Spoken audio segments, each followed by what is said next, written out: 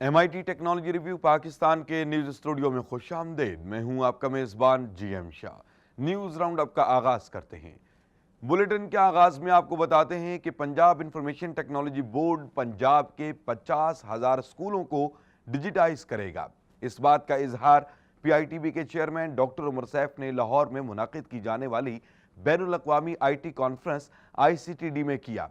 उन्होंने मजीद कहा कि आबादी के लिहाज से पाकिस्तान दुनिया का 5वां बड़ा मुल्क बन चुका है, जहां 3.25 करोड़ के लगभग इंटरनेट सार्फिन हैं और 3.25 करोड़ से जायद अफराद सोशल मीडिया का इस्तेमाल कर रहे हैं।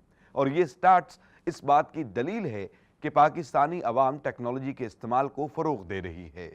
और अब आपको बताते हैं कि गाड़ियां तैयार करने वाली मारूफ कंपनी फोर्ड ने एक्सोस्केलेटन सूट को आजमाना शुरू कर दिया है। इस सूट के जरिए गाड़ी के भारी पुर्जों को न सिर्फ एक जगह से दूसरी जगह आसानी से ले जाया जा सकता है, बल्कि उनको गाड़ियों पर भी आसानी से लगाया जा सकता है। इस सूट की मदद से ज्यादा 15 पाउंड तक वजन उठाया जा सकता है। माहिरीन का कहना है कि इस सूट का मकसद काम में मजीद बेहतरी लाना है।